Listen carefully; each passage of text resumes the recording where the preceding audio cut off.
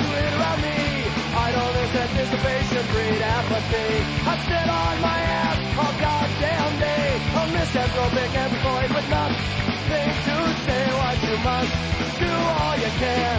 Break all the fucking rules and go to hell with Superman and die like a champion. Yeah, hey!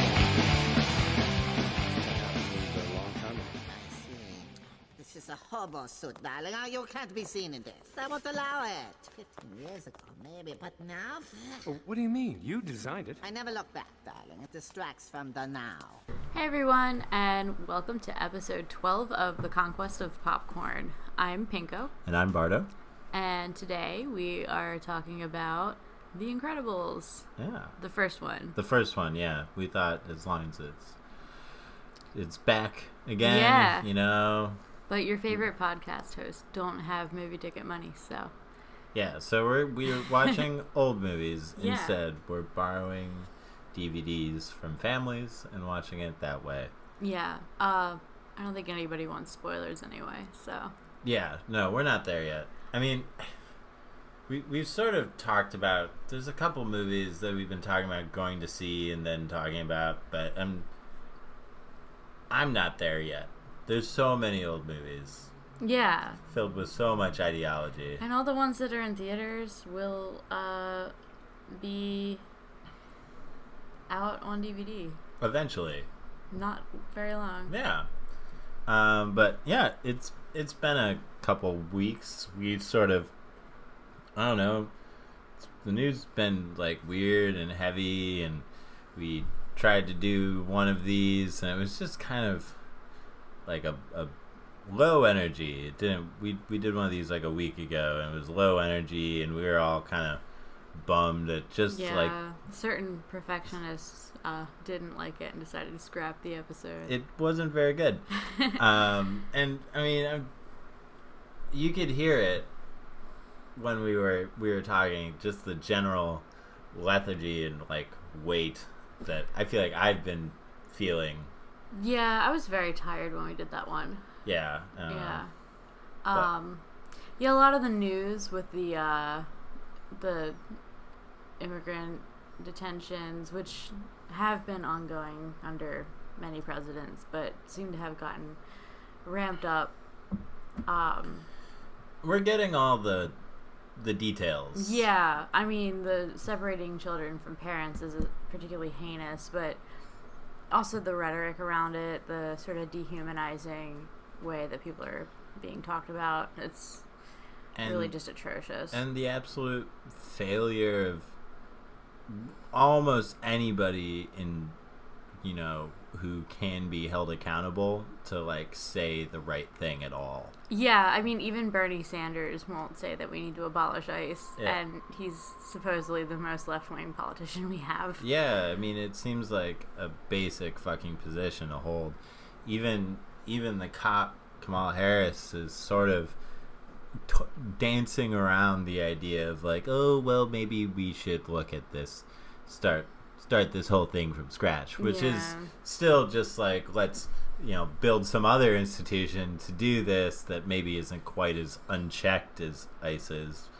But, yeah, I don't know. I mean, the work will still be getting done, so that's still unacceptable. No, yeah, absolutely. No doubt at all. It's all fucking disgusting. Yeah.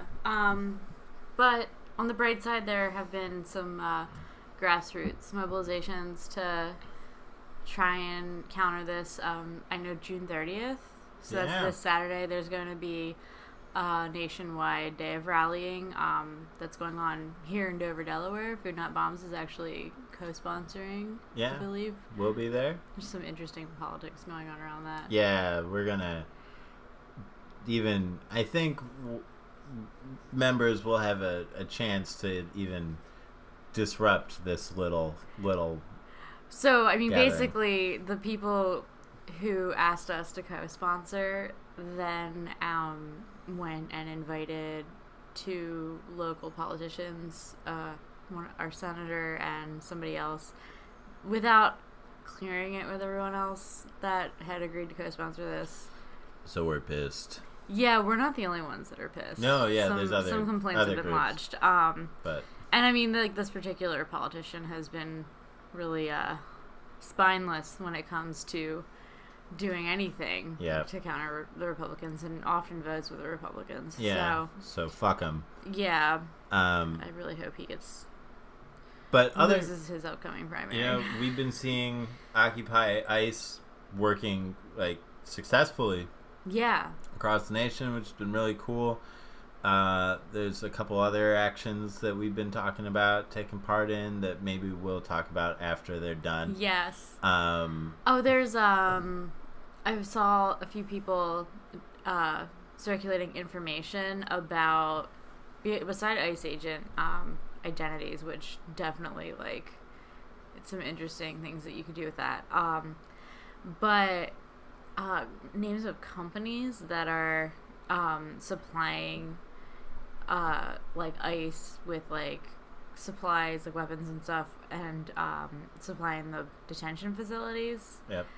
There's a lot of people making a lot of money off of this. Yep. And you know, boycotts are useful. Pulling, if you have stock in any of them, you need to pull it out. Sure. Pressure your company to do that. Everyone listening to this is well, rolling in. But I think a lot of people who listen to this might be at universities and colleges, which often do have stock in. It's true. What are those stock market things where it's, you basically are just invested? Oh, index funds. Oh, yeah. Yeah, like, so you might end up, if you have a retirement fund, or if you go to a school that invests, like, different, I don't know. Have broad portfolios. Yes, you can pressure them to divest from certain companies. Yeah. Yeah, but there's work that individuals can put in. Yeah, ICE doxing is pretty. I mean, that's like real shit. That's something like making people uncomfortable doing what they're doing for fear that like their face is going to get plastered all around their town, and you know the people aren't going to serve them coffee. I mean, yeah, this shit that like that happened to Sarah Sanders the other day, which is absolutely fucking hysterical to me, you know, getting kicked out of the Red Hen and all that, you know. I mean, you could do that to like regular ass fucking like stormtroopers too. I saw somebody posted a flyer on Twitter of just like people who work for Homeland Security or for ICE in their town. It was just like wheat pasted up, and it was like, don't serve these people coffee. Yeah. So, and it looks like, you know, your standard, like, this person's a disruptive customer, don't serve them kind of stuff. It's not even like threatening them or libeling it. Like, you're just saying, don't serve them coffee. Yeah.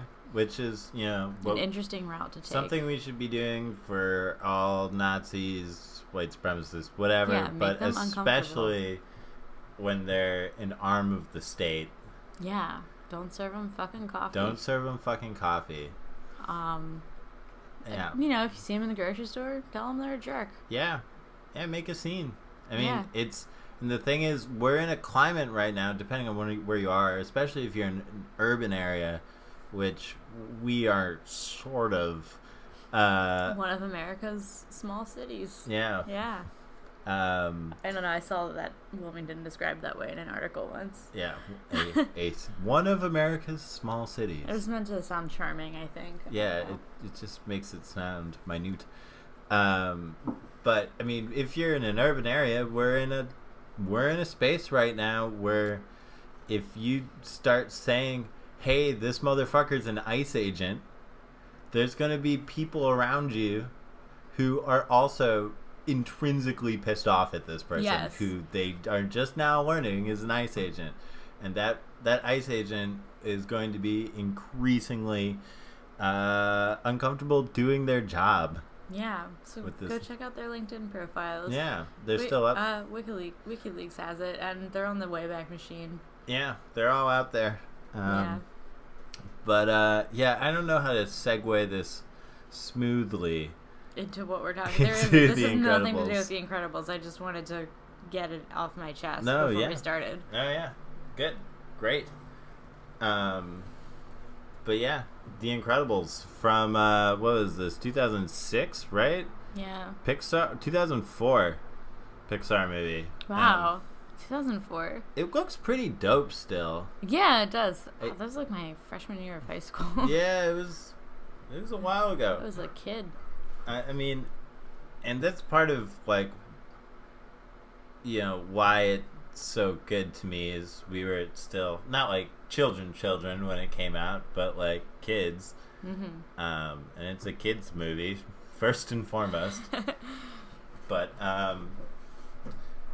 one that's filled with ideology, even if the director Brad Bird, writer and director Brad Bird, who's also notable for like lots of other pretty dope children's movies. I've never saw Ratatouille, but everyone likes Ratatouille. Oh, it's really good. It's very cute. Iron Giant, and he worked on a ton of Simpsons episodes, but did two of the best ones from early on. Krusty Gets Busted, which I believe is actually the one where Krusty gets framed by Sideshow Bob. Sorry for the spoilers. And like Father Like Clown, another awesome Krusty episode where Homer goes to clown college and they have the where he has to be Krusty for the mob, and it's just some of like Fat Tony just wants him to do the tricycle going through a loop trick. Do for me my favorite trick where you ride the little bike through the loop, and I will let you live. But I've never been able to do that. Hey, how about if I just squirt you in the face with my boutonniere? Okay. And then he has to eat the tricycle, and it's just like one of my favorite scenes in The Simpsons. I can't believe ever. you're spoiling these 20-year-old Simpsons No, episodes. way more than that. I mean, Wait, what does that say? I'm like Father Like Clown is from 1991. Yeah. Yeah, no, I'm sorry. 26 years ago. Give or take. Or 28. Jesus, we're in 2018. Yeah. What the fuck happened? We're getting old. Ugh. And we're still talking about children's movies. I like children's movies. I mean, they're good. Yeah. This one is at least. So tell me about the ideology in this movie. Because I'm going to say that I think most children's movies are full of ideology. Yeah, that's why they're fun. Especially anytime you're trying to be neutral and uncontroversial, you're being really fucking ideological. Yeah, in my yeah. opinion. Yeah. But anyway. I mean, so this was like a thought that was like, actually, this is not an original idea. This was broadly explored like immediately after this movie came out. It was either calling it Nietzschean or Hobbesian. I don't see Nietzsche in this that much. I mean, he sort of invented the concept of the Superman, Okay. you know, and so people sort of went on that, and I don't really think that tracks.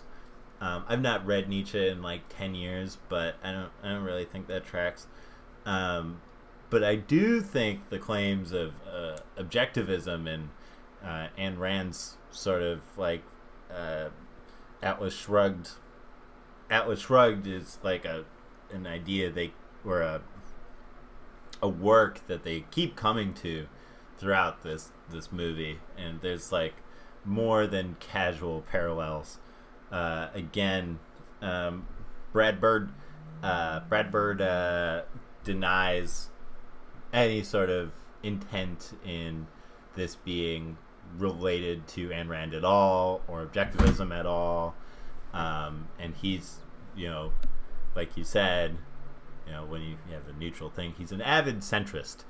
And so, of course, unintentionally flooding the film with ideology, because that's what centrism is just looking at the broad ideology of the day and being like, this is it. Yes. So, like, you have a very, like, stereotypical nuclear family of white people. You have and they're superpowers. So, you've all seen this movie, right? Like, it's a family of superheroes and they're underground, but their powers even sort of reflect these archetypal roles. The father is very strong. Big alpha man. That's his power. The mother is very flexible. Yeah, She's stretchy. she's stretchy. She can have her hands in all the places that a mom of the 50s. Yeah, I mean, they even it kind of has a 50s vibe to it. Like, their house even is really 50s. But, yeah, she even can, sort of turn herself into a parachute to, like, protect her babies, like, with her body. Like, just the mother sort of spreads out and kind of creates a canopy over her children. We have the teenage daughter, Violet, who is very shy, demure. Very teenager. She's too goth for the 1950s. Yeah, she is. She's a goth GF. She can turn herself invisible and create force fields. So she's sort of the timid girl who wants to sort of be invisible to the world. Yeah, and could put up a barrier around herself that most young people erect during that age. And then the little boy, Dash, is a ball of energy who can run very fast. He's like 10 or like whatever. little boys do. Yeah. And the baby, at the end of the movie, it's revealed the baby has powers, but it's like a shapeshifter. Kind of. I don't know. It can do anything. He's just an anger boy. Yeah. But yeah, I think before that, he's powerless. He's has endless possibilities of what he can be. Being a baby and all that. I will point out, they never say that Helen, one of her powers is super strength. And she does sort of, like, strain when committing feats of strength, but she's hella strong. Like, she at one point picks up a manhole cover and uses it like a discus. Yeah, which, I'm not weak, but I couldn't do. Definitely not. I mean, I maybe if somebody helped me could like lift it and move it to the side, but definitely I could not like slingshot it, a couple football fields length at an enemy. Yeah, I would say I'm at least average 50s housewife strong, and she is way beyond that. Yeah, so very. I think she needs a little more credit for how strong she is. Yeah, absolutely. But also, that's just like at some good mom thing. Yeah. Strong mom, flexible, hands could be wherever they need to be. Yeah. To hold this family together. Yeah. Speaking of Helen, do you happen to know who wrote that op-ed? Or not op-ed, review of Incredibles 2? Where he just sounded incredibly horned for Helen Parr. Fuck. I forgot to look that shit up. Oh, Hang my on. God. Wait. We're going to find it. Incredibles 2 New York review. Horny review mocked online. Okay. You found it? I didn't find the whole review, but I found... If you just find that little bit where he talks about how uncomfortable he is seeing it with his wife. Yeah, it's by Anthony Lane, who is like a veteran New York Times movie critic. So the review starts with like some weird double entendre. It says, as a rule, any marriage in which one partner can willingly cry out to the other, "Trampoline me," inspires only envy and awe. In the heat of the action, that is what Mr. Incredible says to Mrs. Incredible in Incredibles 2, and I'm disappointed to report that the action in question is merely the manic pursuit of a gigantic drill that is whirring through a crowded city and demolishing everything in its path, rather than a lazy afternoon in the marital boudoir with the door discreetly shut. Oh, God. All right. Like, this guy really has a lot of thoughts about these children's characters. We're gonna skip ahead quite a bit to the Taste de la Resistance, which brings us to the other event. Take your seat at any early evening screening of Incredibles 2 in the coming days. Listen carefully, and you may just hear a shifty sound, as of parents squirming awkwardly beside their enraptured offspring. And why, kids? because Mommy just leaned over to Daddy and whispered, "Is it me? Or does Mrs. Incredible kind of look like Anastasia in 50 Shades of Grey? You know, the girl in the red room with the whips and all?" And Daddy just rested his cooling soda firmly in his lap and, like Mr. Incredible, tried very hard to think of algebra. As for how Daddy will react later on, during the scene in which Helen and the husky-voiced Evelyn unwind and simply talk, woman to woman, I hate to think, but watch out for flying popcorn. Again, veteran new movie reviewer Anthony Lane on his general horned feelings during the course of The Incredibles 2 for I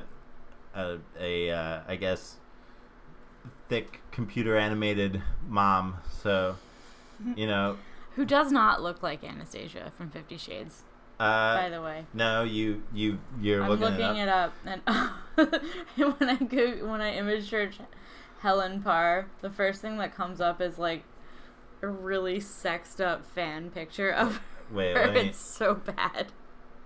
Wait, that's the Incredible? That's Mrs. Incredible?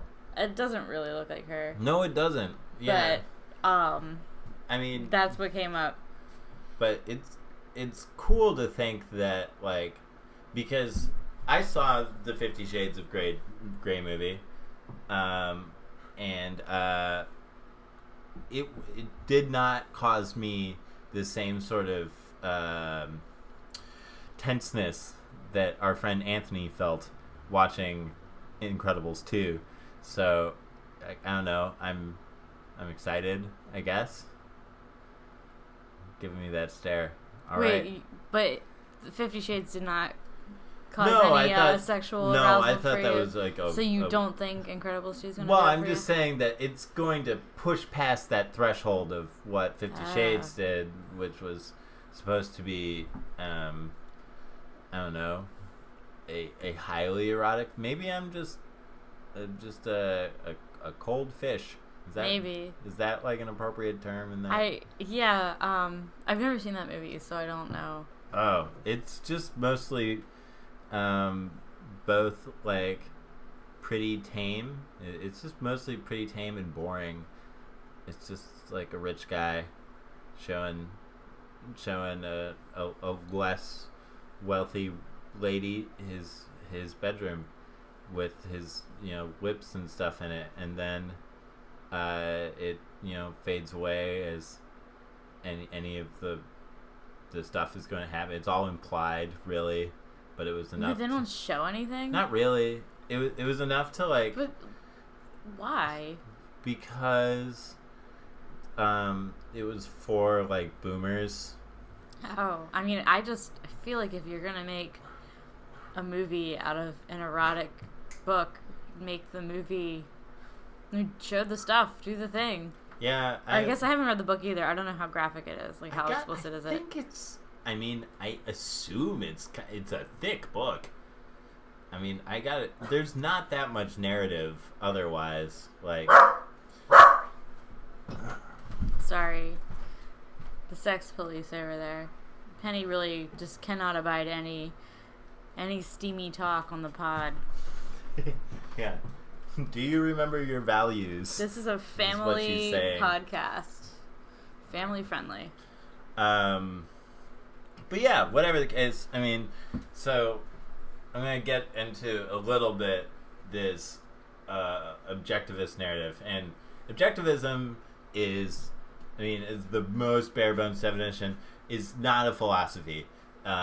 It's taken as a philosophy by these like Silicon Valley nerds and like the absolute worst people in the world who think the Fountainhead and Atlas Shrugged are actual like pieces of literature that are good and worth like investing your time and energy reading those like 1,200 page absolute snoozes, but because they think there's some embedded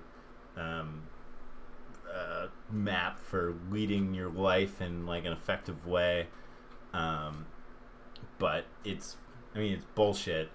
It's not a fleshed out philosophy at all, and it ignores, philosophy. The whole idea of it is it's building on other people's ideas and like either arguing with them or taking it and expanding on it. And Ayn Rand doesn't do any of that because I'm not sure if she read. She just, because she doesn't write in a way that's like appealing to most people. So tell me about this objectivist theme running through these movies. Okay, so the main idea of objectivism is that like it's all about the individual, and the individual in its relation to private property and capitalism and the state. And basically the idea, Ayn Rand is constantly mad at the state for creating roadblocks between man and innovation, and thinks that there are great men out there, always men, it's always men, but that there are great men out there who can be the force for positive change through their pursuits of wealth accumulation and things like that.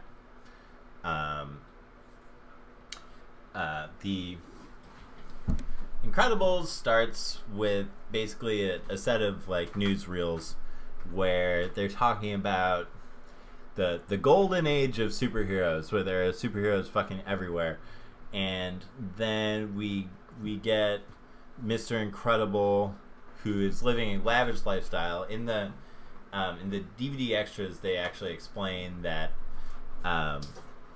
the superheroes are actually being like funded by that they have an income from the state, so they can do this full time without having to worry about second jobs and all that jazz. But whatever the case, we see Mr. Incredible save someone who's trying to jump off a building and kill themselves. And that person doesn't die but suffers a neck injury and sues Mr. Incredible.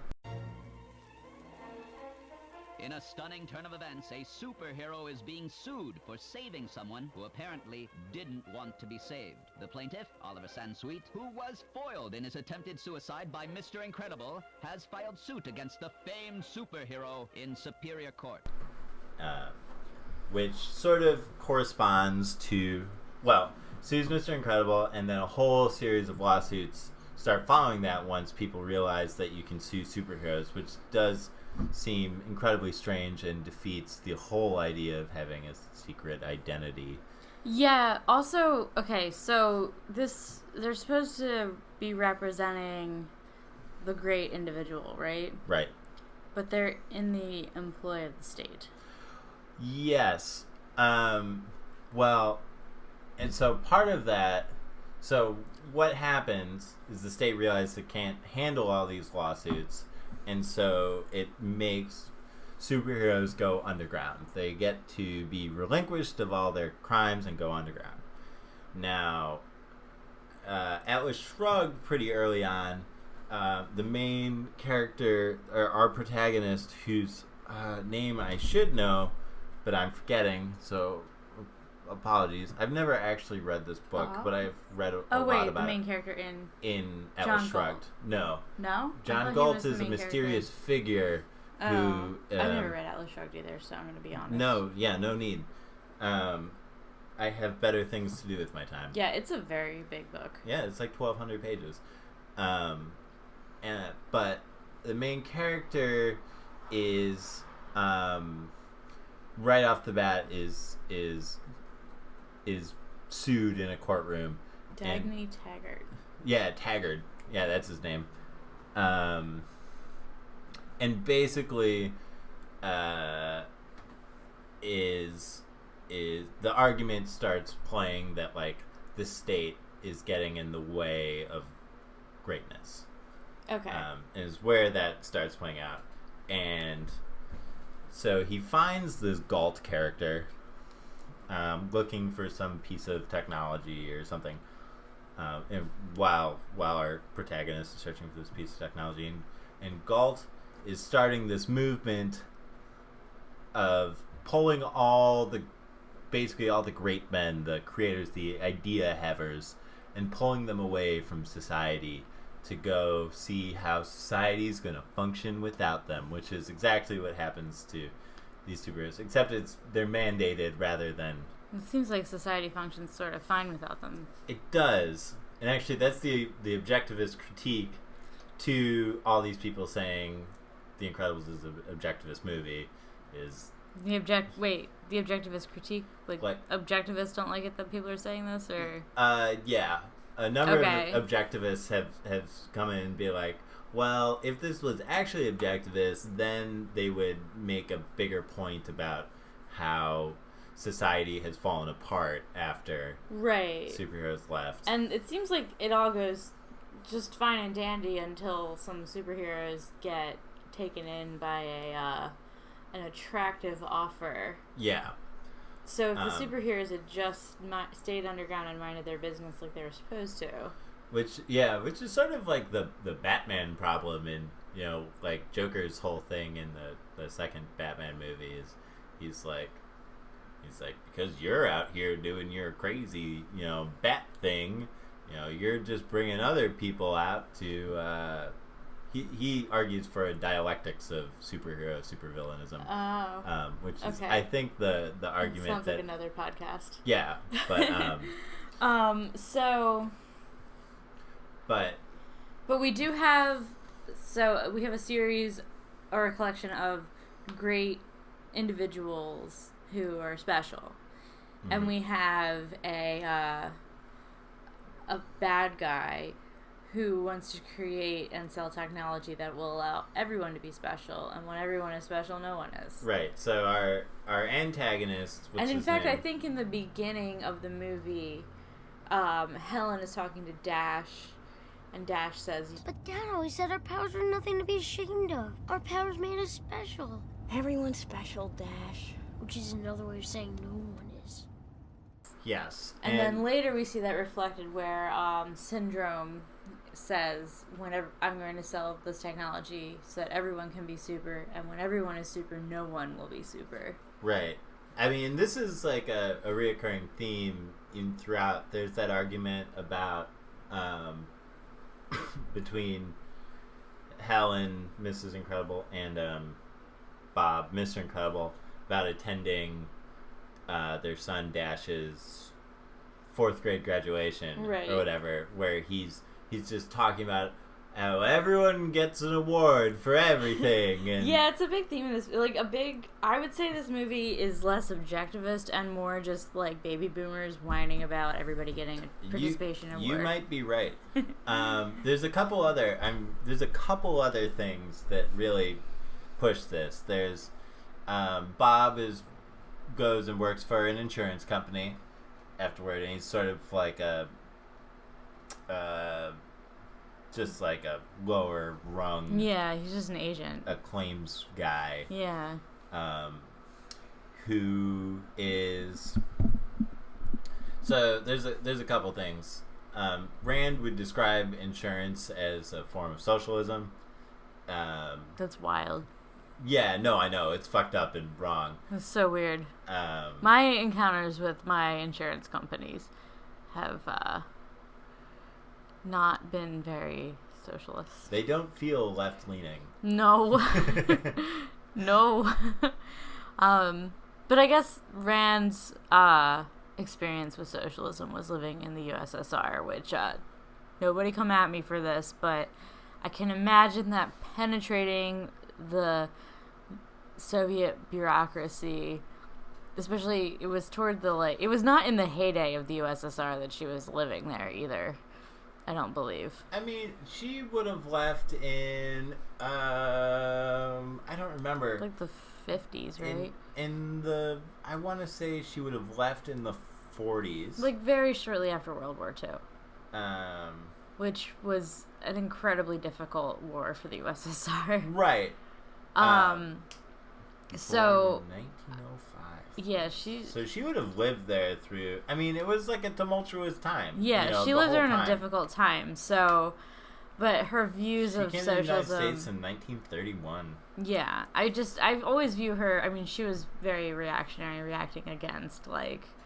But I almost can't blame her, because I think that the time period and the place that she lived in was pretty rough. So I can see going against those ideals, but she did it in such a spectacularly bad way. Yeah, absolutely. There's like... I mean, there's nothing about... She was also just an absolutely ridiculous person. There's a really... I think we were watching a documentary about her, you and I. We were. It was really hilarious. Anyway, we're getting off topic. No, I mean, so she hated insurance companies and felt that they were socialist. She Bob would've- Parr works at an insurance company. And so there's the contrast of him being this great man... Helping people in trouble. And being unable to help people in trouble. Right. So he And that's wants his to help prerogative. these people. And he's being... He's being told not to help them. His and- whole job is to stop them from getting their insurance claims. Right. He's the wall between the people and the company. Right. And so... Which is what customer service is. There's also the bureaucracy is another, like, thing that Rand rails against, which is, you know, there are valid things that Rand doesn't like. You know, fascism is one. Rand is technically very anti-fascist. Lots of people who don't like fascism also are fascists. Yeah. It happens. Aiding fascism, Right. laying groundwork for fascism. Fascism is an insidious thing. Yeah. Anyway. But there's a real there's Bob and his boss, who's played by that wonderful, wonderful man whose name I'm also forgetting. Oh yeah, he has a hilarious voice. Wallace Shawn. Yeah. Who is, you know, visually contrasted. Wait, Wallace Shawn is the... Okay, never mind. Yes. Sorry. Right? Yeah, you're that's right. His name. Yes. Go on. Who is a good communist, actually. But who is physically tiny, insipid little man who is, you know, as he's screaming at Bob in his office. He's the terrible nightmare boss. Like, he's belittling Bob, right, screaming at Bob. I think he actually physically grabs Bob's face.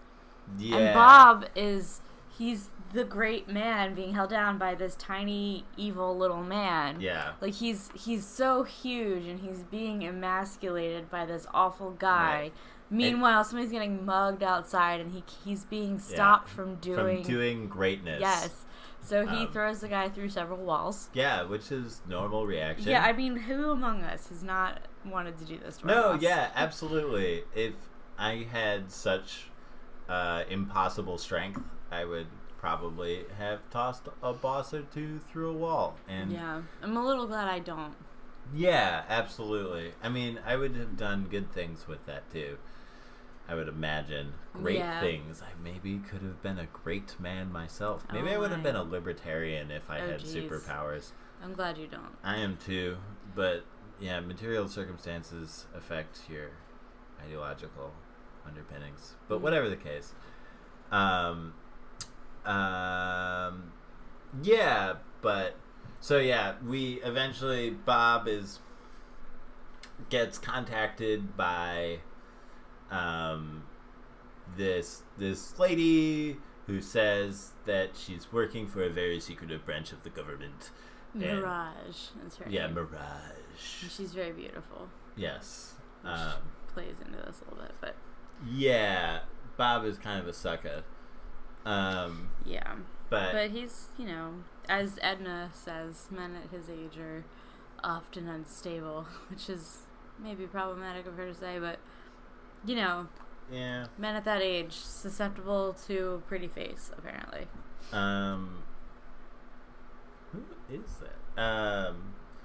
But so he goes to this island and he fights a robot and he does real well, and then, you know, he has a chance to show his greatness, and so he starts, you know, working out and you know, he's making lots of money even though he got fired from his job, and he's lying to his wife, but he's being a better dad and all that stuff, and it's because he can let his greatness, you know, flow. And he gets called back to this island only to learn that the person who's built this robot was a little boy who he had brushed aside when he was a child, and this little boy was clearly a bright little boy, but he was a nerd. He was a big nerd who just wanted to be a superhero. He was president of the Mr. Incredible fan club, and now he's sort of come up with this plan to basically get rid of all the great people, make technology to sell to the government to make all people super, essentially, is the premise. Which sounds a lot like communism. True.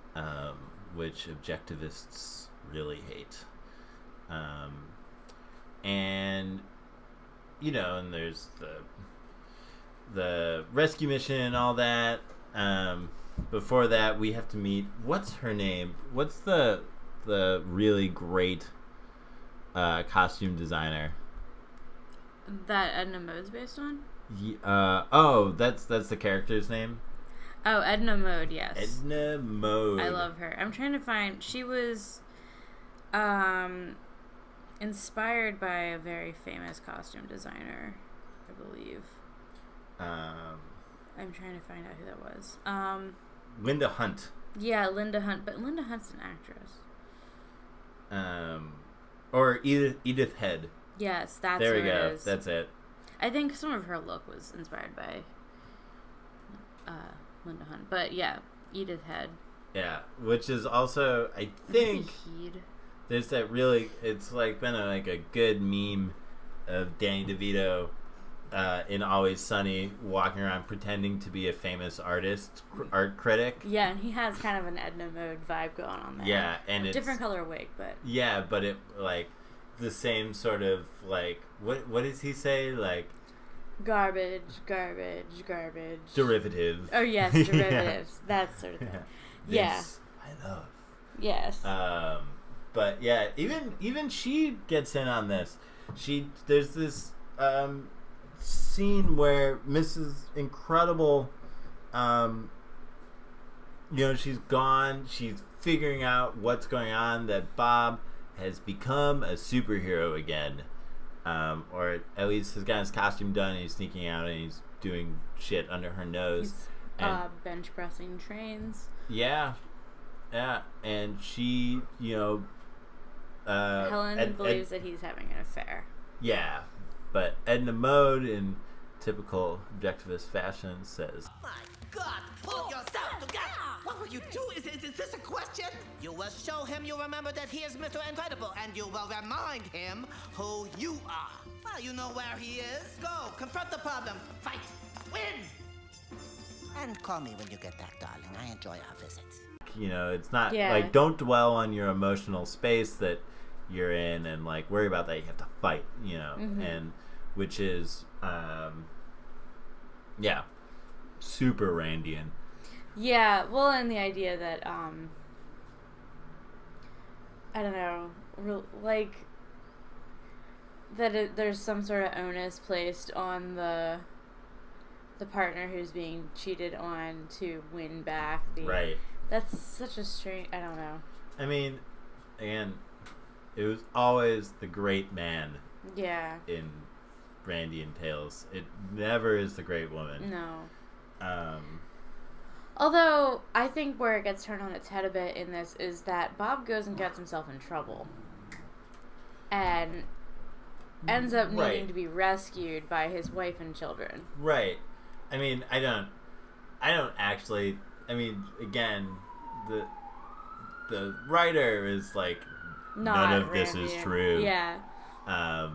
it's still a delightful film. I don't think it's monstrous. I think that people always try to put their ideology into media that they like. Yeah. A lot, and it's a fun thing to think about, but it's also like don't get too hung up on it. Just shut up and watch the movie. I mean, but that's what this is about. Yeah. I think. Although if everyone just shut up and watched the movie, I guess we wouldn't have a podcast. Yeah, so. That's what this is about. It's about finding the snippets of ideology that are in everything, whether the writers intended it to be there or not. Because it's there. It's everything is ideological, and this is no exception. What else do I want to point out? We were having sort of a debate over whether or not there's any collectivist themes in this or something. Oh, I mean, so yeah, the other side of this is, this is just a movie about doing your best. Yeah, and to that I was going to counter that doing their best gets them in trouble a lot, and having exceptional individuals is, well, personally, I don't like having heroes. I think that's part of why I've never really been drawn to superhero movies. Like, the great man theory of, like, history, mythology, storytelling, it's never really been my jam. I've never really liked a Chosen One story that much. Maybe to some degree. I mean, I did like Harry Potter, but I kind of grew out of it. I'm not a fan of this idea that, like, society relies on a few exceptional people to function. Yeah, it's just false. It is. Well, and I think that the people that we look at as exceptional in society often... Peter Thiel, Elon Musk... Well, they're actually great men. Detrimental to society, and they get a pass because we all have bought into this idea that they're special or exceptional or doing something for us, when in fact they're just leeching off of us, really. Yeah. So 100%. Kill your heroes is a little personal motto that I enjoy. Yeah. I mean, so what was I gonna say that? At the taking this, so there's the you said a lot, so I'm gonna jump back a little bit. So this idea that doing their utmost kind of gets them in trouble. Right. I mean, society didn't fall apart when they went away. No, it didn't. And in fact, superheroes being drawn into the idea that they can live that life again causes all this destruction to happen. Yeah, absolutely. Yeah, it brings it, it allows them to be found out so that they get themselves caught, our and then villain can make his weapon stronger and all that. Yeah. But there's at the end of the movie, the boy, through the whole thing, he wants to race. The boy wants to race, and he's very fast, and or he wants to do sports with the rest of the kids, and they don't want him to do sports because he's too good, and well, he'll get him found out. Yeah. And so at the end of the movie, he races with everyone else, but he very slightly gets in second place, which is, I'm gonna bounce back to my general theme here. Good marketing, in terms of, like, thinking of this as, what great men do in terms of, integrating, because they still have to be part of society, even in objective. So he's sort of sacrificing his own happiness for the betterment of society. He's still very happy. He's happy just to play the game, I guess. But he's, in order to continue to be, in objective thought, a successful capitalist, or in this, a runner, he has to, temper himself for the unwashed masses.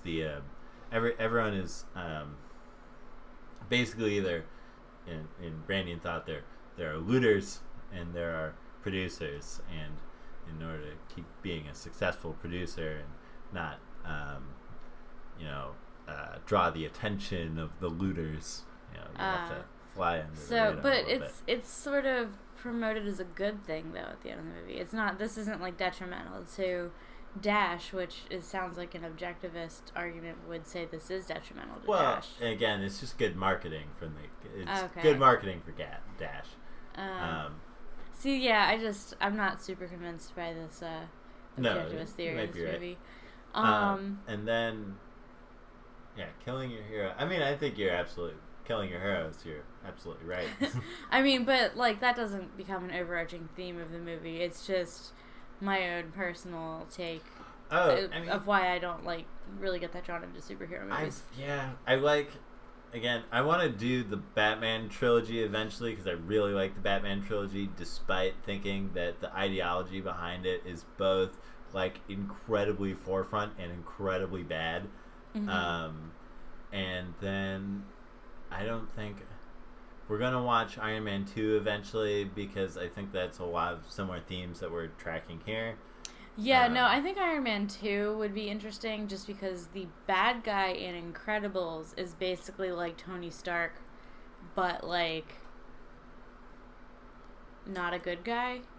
But even he's still an asshole. Tony Stark is one of my least favorite characters ever because so many people sort of admire him, and I guess he's clever. He's smarter than the average guy, but I think he's also just incredibly wealthy. Yeah, I think most people, if given the resources that he has, would do what he would be able to accomplish quite a lot. Make super suits. He's just an arms dealer. Yeah, he sells weapons to governments. Yeah, and I don't want to get into it because we're gonna do this one. So actually, I'm gonna hold back on my complaints about it, specifically Iron Man 2, where this one scene is. But anyway, the only superhero movie I've seen, I watched when I was a child and the X-Men trilogy came out. I watched those, and they were okay. But the only Marvel movie I've seen was the first Iron Man movie, and I hated it so much. I was in the theaters, and I was just bored to tears. I hated our protagonist so much. Yeah, he's not I hate fun. Robert Downey Jr. I He do sucks. too. Oh he my sucks. God. He sucks. He's just oozing with just he's cheesy and slimy and gross. Yes. Absolutely. Oh my God. And so I don't get then there's been. But he is the perfect guy to play Tony Stark. Totally. Because Absolutely. Tony Stark is just a disgusting, skeezy asshole. Why do I want this guy to win? I don't. Yeah. I want him to lose. Well, anyway. That we're going to do this episode, so let's not do it right now. No, yeah. I wanted to circle back. Please. So in a world where people have superpowers, if they didn't have to be secretive about their powers, they could just be openly superheroes. They didn't even have to have a fake identity or anything. What would be the ethics of sports competition for somebody with superpowers? The ethics of sports. Yeah, would Dash be able to compete? Or is Dash just can he only compete with other superheroes? What's the deal here? Yeah, we're talking about creating a world of wildly tiered citizenship in all sorts of manners. If all of a sudden X-Men goes into this pretty well, and that's what the whole thing is about is mutant registration and things like that, because suddenly you might just be able to walk through walls and then steal a whole bunch of money from a bank, and so the government would like you on a list. X-Men sounds more like it would be something more compelling to me than the first couple of X-Men movies are dope. The third one is really bad, but and then there were a dozen after that, I guess, that I didn't watch, but the first couple were, the themes of them are interesting. The only one I saw was that Wolverine one. Logan? Wait, you saw Logan? You I didn't think see it was Logan. that. I don't know. I watched it with my ex. It was like he's got like this wife who's dead, but then I think she comes back to life, and That sounds... he's like running around the woods a lot. Oh, maybe it is Logan. I don't know. I mean, he's in a lot. He's living in a cabin somewhere. It sounds right. I don't know. It was really boring. Yeah, everyone liked Logan. That was one where people were like, even if you don't like superhero films, you should go see this movie. Yeah, this is the one, because I remember hearing that and then being like, this movie sucks. It's really boring. See, yeah, I mean, I don't really... The thing is that these movies aren't for me. This is a conversation I had with my ex once. I was like, we were watching some dumb action movie, and I was like, I really, like, there's no characters I can relate to. Like, all the women in this movie are just sort of, like, eye candy, or they're just there to, like, sort of support the main guy's plot, but they hardly have any lines. Like, they don't do anything. And he's like, yeah, well, this movie's not really for you. And he was kind of being an asshole, but he was right. Mm-hmm. The movie wasn't for me, and it was the disappointing thing is so few are.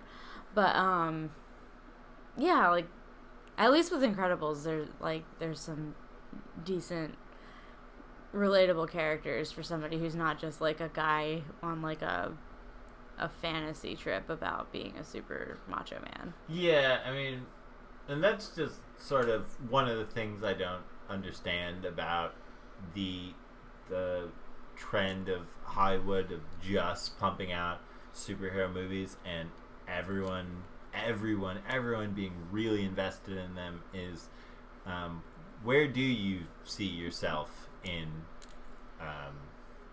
Thor?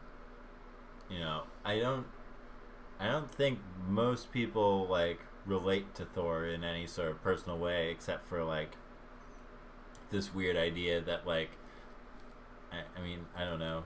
I didn't see Thor, so I can't say, but I gotta imagine some of it. I saw some of Thor Ragnarok. And it's like I really too weird. Can be snarky and like make quips. Well, that movie's very strange. Actually, you should watch it. I think you'd find it interesting. Okay. But yeah. I don't get it. Well, I don't want to like. It was hard to follow. It was like the last day of school, and my student's science teacher put it on. So I was in a classroom full of 7th graders watching it on subtitles, while a student explained the entire plot of the last one to me. Okay. And I was pretending to be interested in what he was saying. But yeah, it's a very strange movie. It's not like most superhero movies. It's a very weird movie. I think that maybe we should watch it. Okay. It's like on Netflix. I'll watch the Thor movie. I have to watch something else besides. We're gonna not do Iron Man next because even just talking about superhero movies for half an hour or whatever is making my brain feel like mush. Yeah, I think this might be a short podcast because I'm running out of things to say about superheroes. Yeah, I almost feel bad because the last one you didn't like. So no, I mean I liked The Incredibles a lot. Wait, what do you mean? Oh, the last episode. Oh no, this is fine. Okay. We're at a cool hour. That's like a healthy place to find yourself. All right, but I mean, we've gone so far into. Yeah, I mean, there's other stuff to touch on in The Incredibles. Mostly things like weird. Not that much, but there's we sort of talked about the family dynamics. There's only one person of color, like, at all. Well, no, I guess. Well, Lucius has a wife. Yeah, that's true. And I've heard quite a lot of people critique that you don't even see her. No, yeah, she's not even in it. But yeah, Samuel L. Jackson is the one black character in the movie who you see. And he's a side character. And he's a side character who has a lame power. And makes ice, which feels, I don't know, it's a stupid power. Well, and it feels like we're doing like He's cool. He's cool, yeah. You know, like he talk. You know, all the other characters are incredibly lame, and we have this. You know, they write like a black character to be like cool. You know. Yeah. But yeah, I don't know. I mean, that's like the crux of it. You know, there's none of the real like. I mean, the things that I want to see. I'm interested in superhero movies, which is like the consequences of like how the rest of the world deals with living in a world with superheroes, which they get into in those newsreels like a little bit, like when they're talking about people suing superheroes, but that's about the extent of it is, and not like what it's like having a, you know, a tower fall on your car or whatever after some great battle, or like what it's like losing a loved one who is a henchman.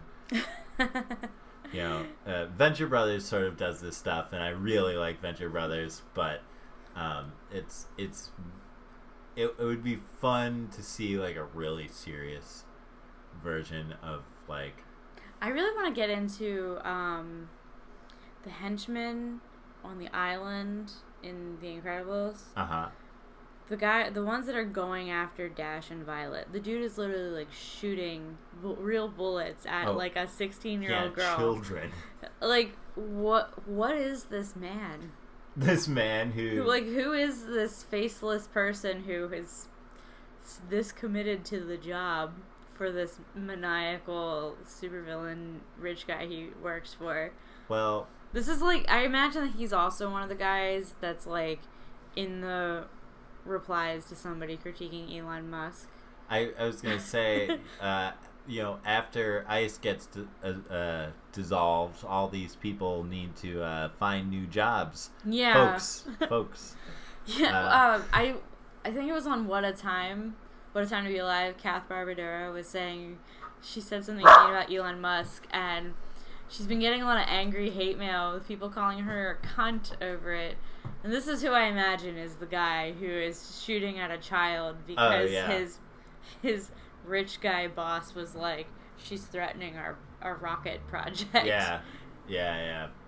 And I think that they were aware of what the project was doing.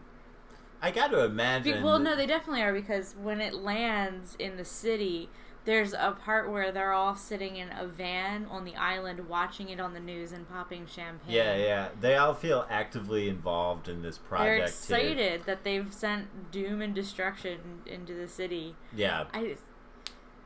Well, but it's... I mean, I guess wanting to be wanting to know the backstory of these people is like wanting to see Nazis being profiled in the news, kind of. Yeah. But it is sort of like, what leads you to be this person? Yeah. I mean, again, it's... I mean, in Venture Brothers, they explain it as, like, different, like, work programs for prisoners and things like that. And there's all these, like,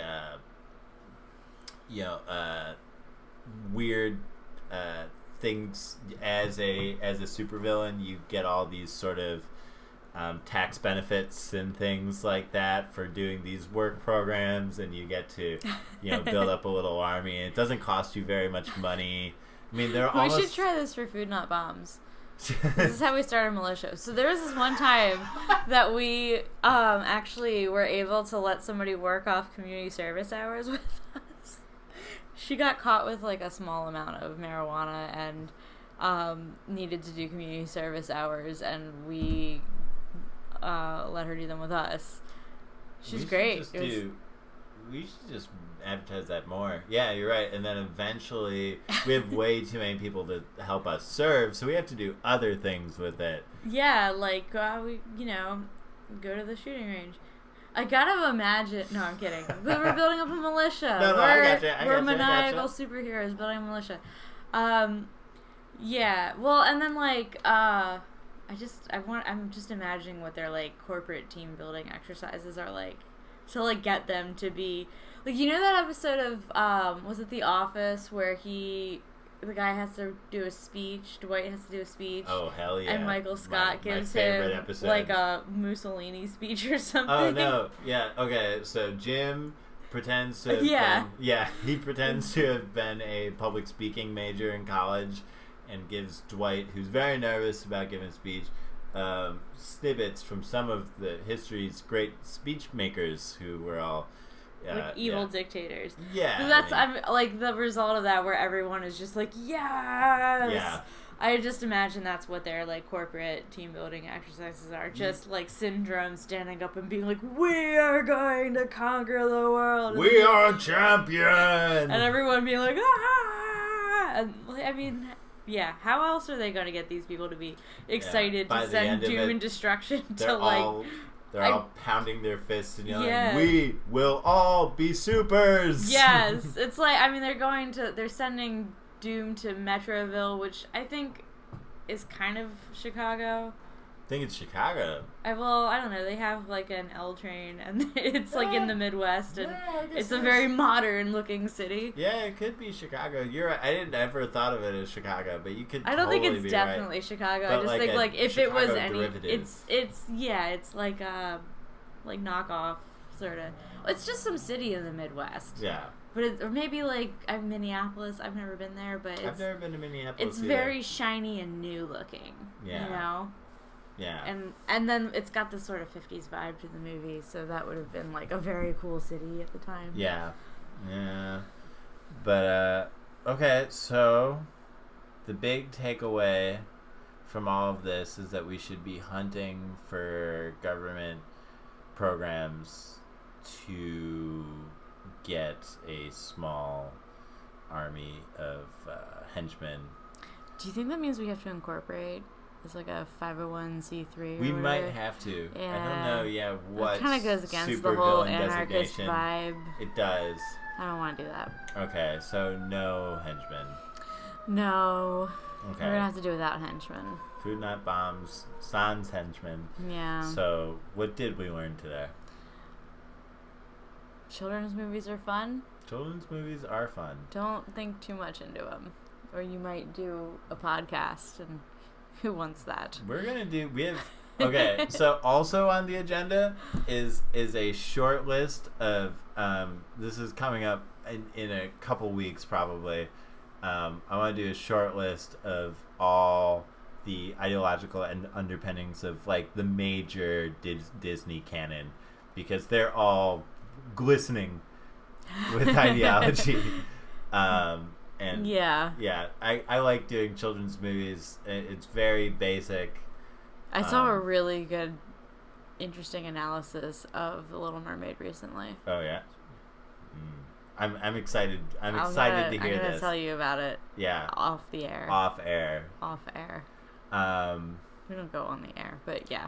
But yeah.